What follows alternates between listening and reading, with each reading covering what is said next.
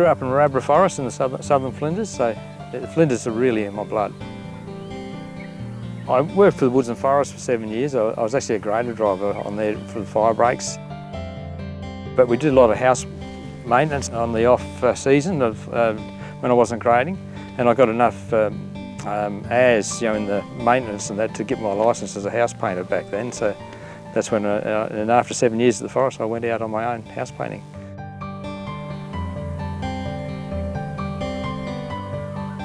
I had an accident. It was an airless spray gun. I turned the nozzle when it blocked to turn it around. Then I accidentally slipped and pulled the trigger while I had the hand over it.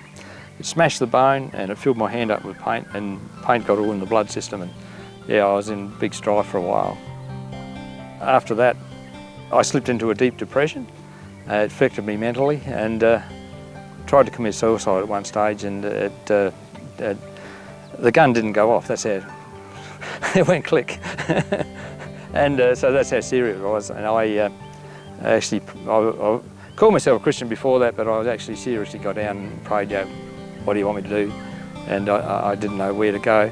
And I started having a dream to be an artist, and whether it was from God or whether it was a dream, you can take your own choice. The kids were playing with their paints one day, and I said, I'll give us a go at that. And I picked up the brush, and the dreams just stopped then, so I sort of went for it.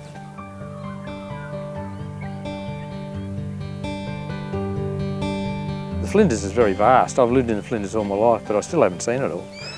You travel around and you're finding new spots all the time, and little gorges that you didn't know were there, and the different aspects and different times of the year when the light's different, the angle of the sun, it's all different.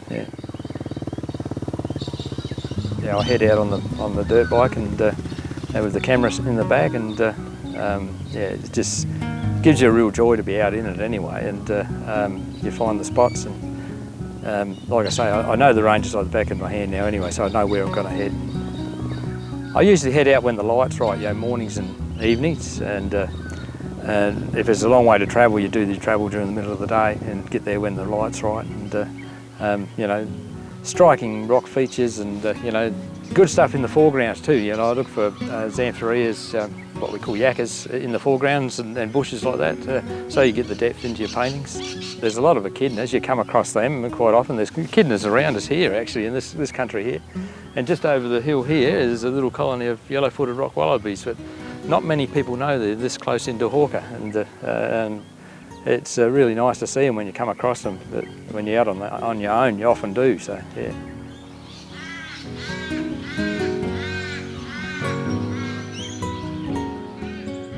I first got the idea back in the late 80s. We had a holiday, went up to Alice Springs. It was before the panorama in Alice Springs burnt down, and I saw the one there, and I got the idea and built on it over the next 10 years until I did the first panorama.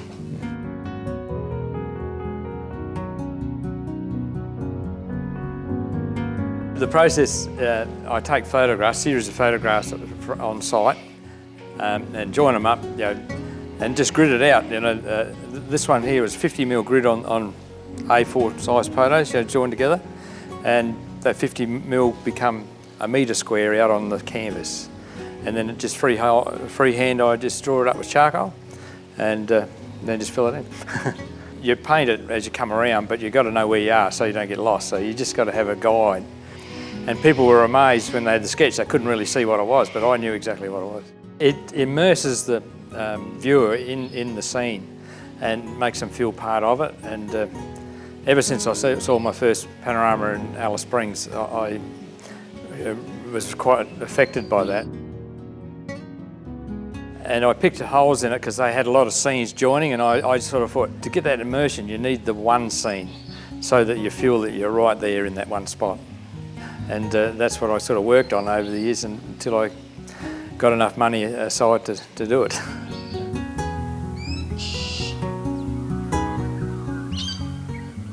When I picked the spot for the panorama here, I kept coming back at different times to get the light right, to get how I wanted.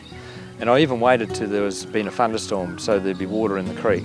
And then I waited a week after so the water would be clear, and then I come up on my bike and took the shots then, and And even after that, I'm so in love with the place that I'd have the excuse, oh, I need to go and have a bit more feel about it, but I had all the photos. I didn't really need that. I just wanted to get back here.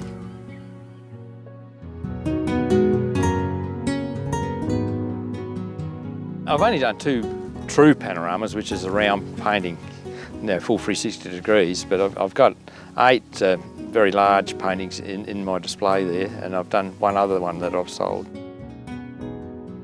It took me just on 11 months to paint the new panorama, so I'm getting faster. It was less than 1,000 hours. I was only putting about 3 or 4 hours a morning in on it, starting at 4 in the morning, and when no one to disturb me, and I didn't want to put extra pressure on my wife in the shop, so then I'd work in the shop all day. And it seemed to go really fast because it was a place that I really loved, so I really got into it. Miriam's always been my rock with everything that I do. She's there encouraging me, and if I have a bit of an idea and she says, do you think you can't do it? And I said, I think I can, we'll go for it. It's been an amazing adventure actually, and I had no idea where it was going to take us. That's been exciting and a challenge in itself, to just be able to know that whatever Jeff did, he did it well, he's resourceful. And over the 38 years we've been married, I just learned to trust him, trust his instinct. There's an old Aboriginal guy near here when I first saw this country, and he must have seen it in my eyes, and he says that the land's calling you, you'll be back. The Flinders are really in my blood.